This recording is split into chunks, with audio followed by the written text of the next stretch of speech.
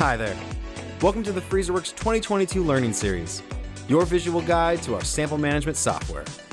Today, we will begin our deep dive into an exciting, brand new Freezerworks feature, pooling. As you may already know, pooling is the time and money-saving practice of combining numerous aliquots from different sources to make a single new pooled sample.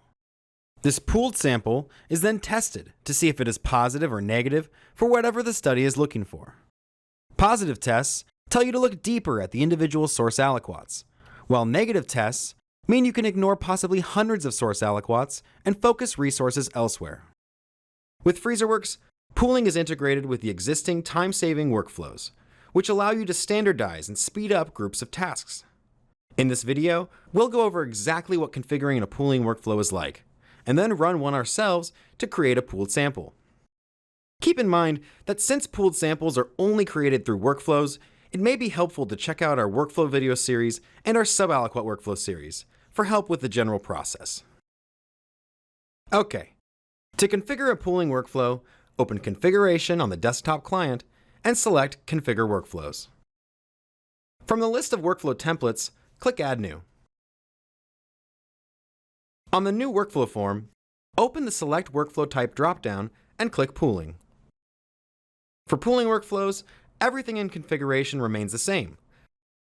Select a status you'd like to assign to aliquots this workflow is run on. Determine the fields where you would like to populate data for processed aliquots. Modify freezer positions, etc.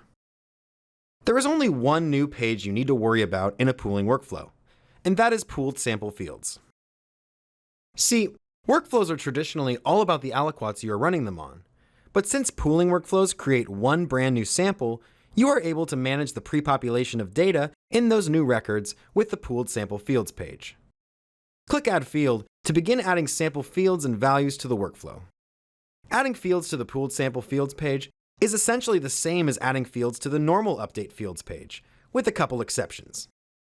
Number 1, only samples fields will be available here, as you are setting up data for any new pooled samples this workflow creates.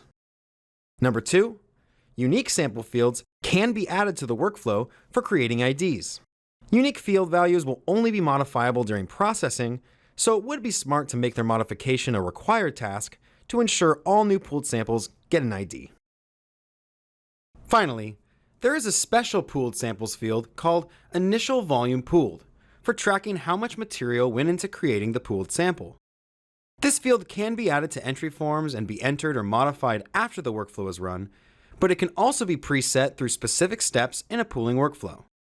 When adding fields to the standard Update Fields page for the aliquots, you can add the field Current Amount, set it to decrease current value by, and determine the desired amount you want to pull from each aliquot. The workflow will add up all the reductions and apply the sum to the initial volume pooled field for the new pooled sample. This will become clearer when we run the workflow and look at the pooled sample after the fact. Speaking of, let's process that workflow we just created. First, find the aliquots you'd like to pool together. On the list view, select the desired aliquots and click Workflows, Pool Aliquots. In Explore Freezers, select the desired aliquots, open the Actions menu, and select Process Workflow, Pool Aliquots. Either way, select the pooling workflow template you want to use.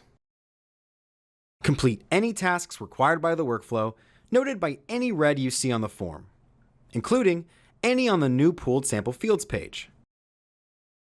Take note that we are reducing current amount for the 10 aliquots I initially selected by 5, meaning the initial volume pooled for the new pooled sample will be 50. 10 times 5. Don't worry though. If any of your aliquots have less than the desired amount to deplete, Freezerworks will properly calculate the volume. Once you finish modifying everything in the workflow you'd like, click Process Workflow to finalize it. After a pooling workflow is run, the new pooled sample it created will be opened immediately for review. All the pooled sample field values that were set by the workflow will be visible here. For instance, I set the sample ID, owner name, sample notes, and collection site, and they are all pre-filled appropriately here.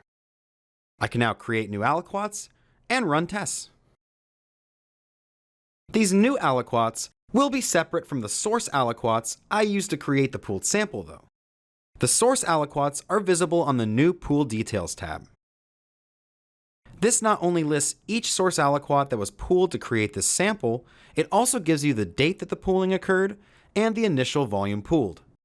Remember how I reduced the current amount of each of the 10 source aliquots by 5? Well, now my initial volume pooled is set to 50. There is much more about this tab to discuss, including ways to view any source aliquot sample or patient for traceability. But we will leave that for next time, when we go over how to effectively search for and view pooling data.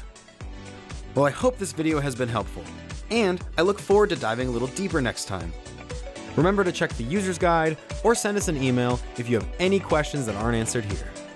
As always, thank you for watching, and see you next time.